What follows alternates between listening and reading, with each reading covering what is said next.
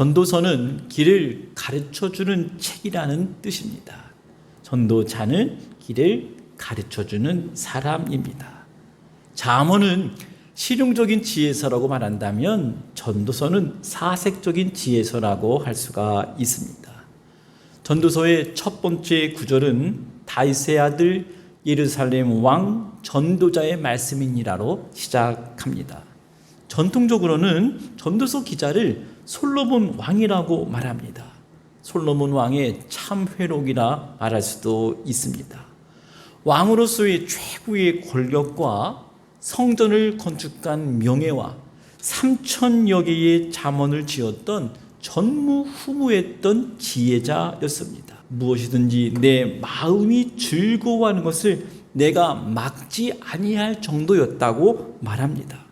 그런데 그의 첫 번째 고백은 해 아래에서 수고하는 모든 것이 헛되다 하였습니다.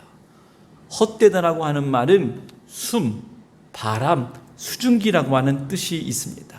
텅 비었다, 허무하다를 연상하는 단어들입니다. 마치 집을 크게 지어 놓았는데 사람이 살지 않는 텅 빈 상태와 같은 현상입니다. 그 증거로 전도자가 해 아래서 보았던 현상을 관찰하고 자신의 심정을 드러내고 있습니다. 해와 바람과 강물의 움직임으로 묘사를 했습니다. 1장 4절에 보면 한 세대는 가고 한 세대는 오되 땅은 영원히 있도다. 해는 뜨고 해는 지되 그 떴던 곳으로 빨리 돌아가고 바람은 남으로 불다가 북으로 돌아가며 이리 돌며 저리 돌아 바람은 그 불던 곳으로 돌아가고 모든 강물은 다 바다로 흐르되 바다를 재우지 못하며 강물은 어느 곳으로 흐르든지 그리로 연하여 흐르느니라. 전도자는 자연 현상을 다 살핀 후에 8절에서 모든 만물이 피곤하다는 것을 사람이 말로 다 할 수 없도다 한탄합니다. 그리고 9절에서 해 아래에는 새 것이 없다고 단정합니다. 그 이유가 무엇이었을까요? 전도서 내용의 전체를 살펴보았을 때 바로 죽음 앞에 무기력했다고 하는 것입니다. 전도서는 인생의 비극적 실존이라 할 수 있는 죽음을 사색하면서 지혜의 삶이 무엇인가를 우리에게 가르쳐 줍니다.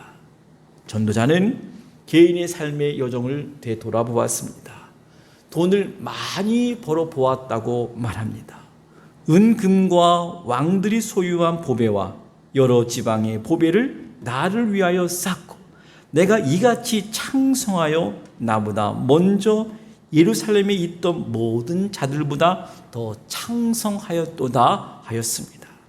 뿐만 아니라 세상 사람들이 추구하는 모든 것을 다 누려보았다고 하였습니다. 천하 인생의 종신토록 생활함에 어떤 것이 쾌락일지 알까 하여 노래하는 남녀와 인생들의 기뻐하는 초와 첩들을 많이 두었고 무엇이든지 내 눈이 원하는 것을 내가 막지 아니하였다 말하고 있습니다. 그래서 그가 얻은 결론이 무엇이었습니까?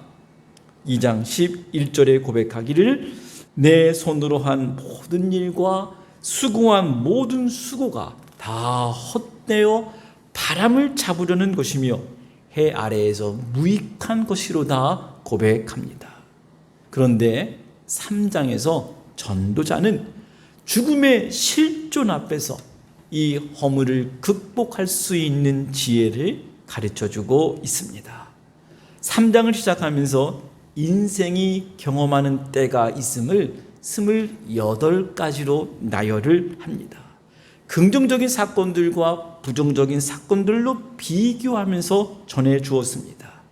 시간의 흐름 속에서 어느덧 나이가 들고 질병이 생기고 사랑하는 사람들을 잃게 되면서 어느덧 죽음의 문턱 앞에 서 있는 자신의 모습을 발견하게 됩니다. 비로소 이때 내가 내 삶의 주인이 아닌 것을 깨닫게 됩니다.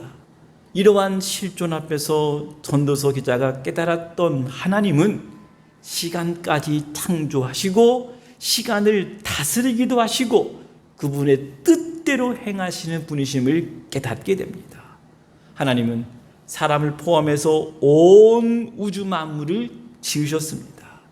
하나님이 지으신 피조물 속에 하나님을 알 수 있는 것들이 있습니다.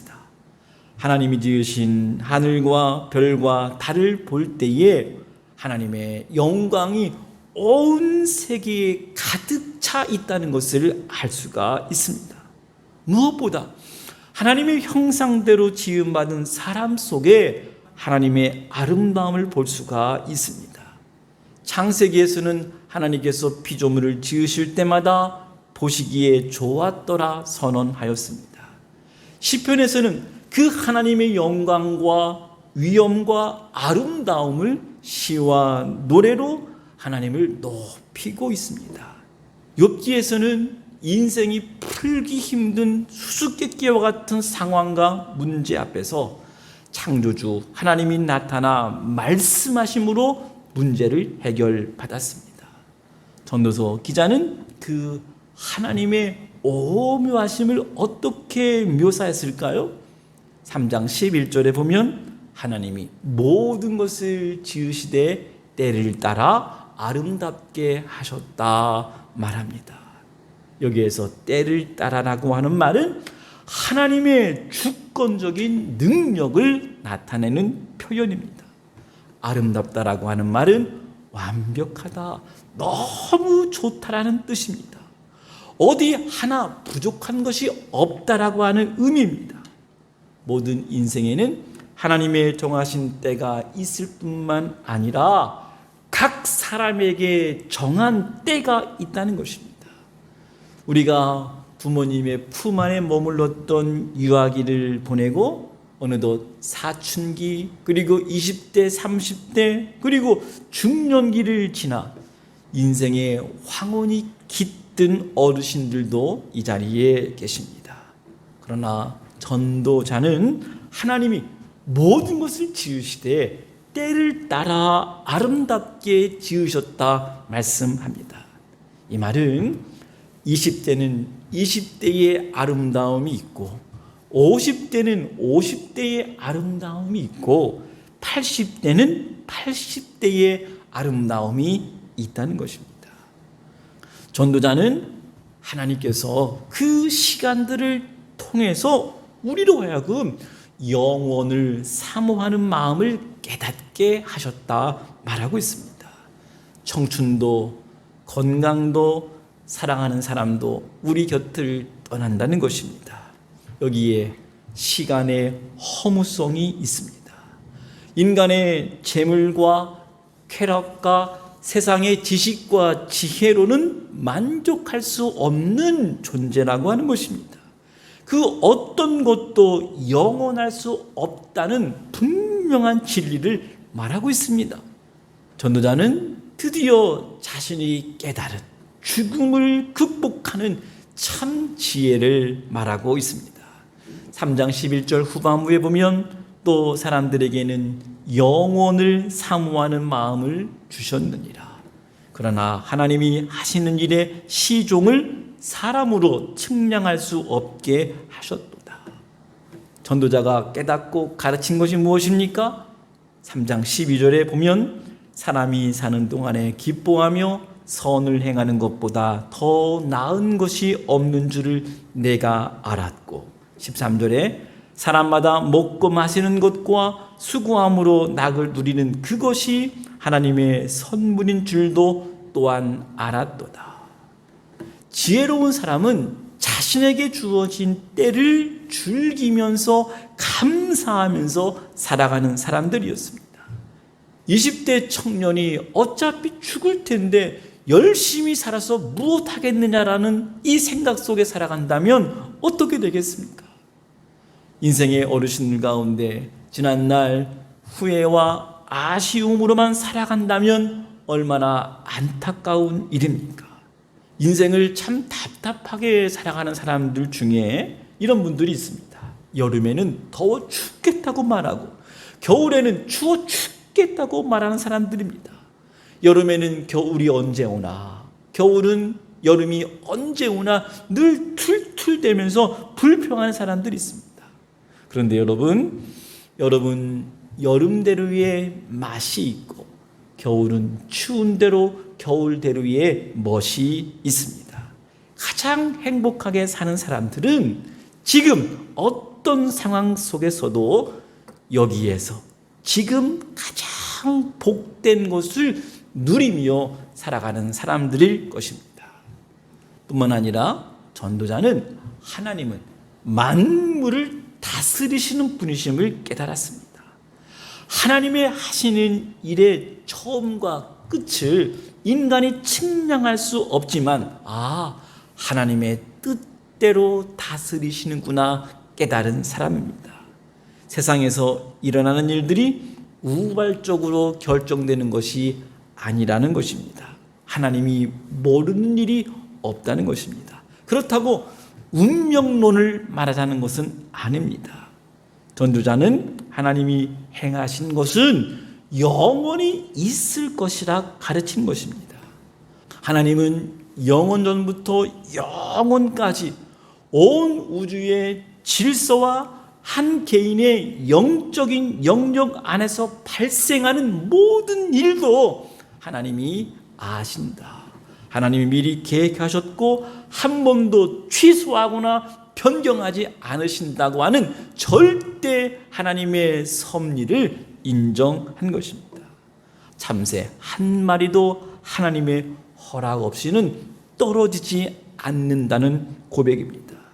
이 말씀은 이 세상에 재수 혹은 운으로 되는 일이 없다는 것입니다. 모든 것이 하나님의 섭리 안에 이루어지는 것입니다. 무엇보다 지금 내가 겪고 있는 고통, 슬픔, 실패, 내가 받아들이기 어렵다 하더라도 이 일조차도 하나님의 뜻 가운데 하나님의 계획 속에 있는 한 과정임을 우리가 깨닫고 인정할 때에 하나님을 경외하는 삶을 살아갈 수 있다는 것입니다.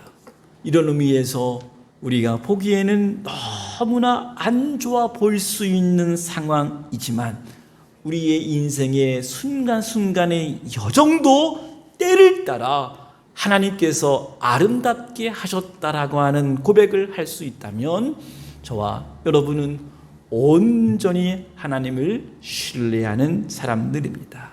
가장 적절한 때를 하나님이 아신다는 것입니다. 완벽하신 그분의 계획 속에 우리가 지어진 인생들입니다. 그러기에 3장 14절에서 인생 가운데 깨달은 참 지혜의 말씀을 전해주고 있습니다.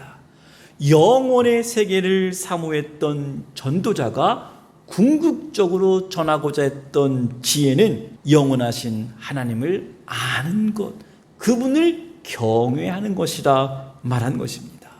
3장 14절 말씀을 보시면 무릇 하나님이 행하시는 것은 영원히 있을 것이라 더할 수도 없고 덜할 수도 없나니 하나님이 이같이 행하심은 사람으로 그 앞에서 경외하게 하려 하심인 줄 내가 알았도다.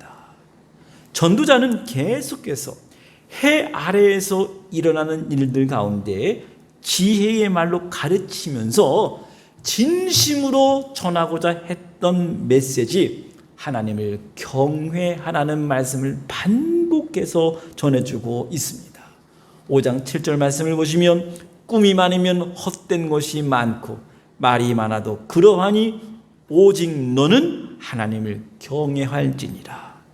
7장 18절 말씀을 보시면 너는 이것을 잡으며 저것을 놓지 마는 것이 좋으니 하나님을 경외하는 자는 이 모든 일에서 벗어날 것임이니라.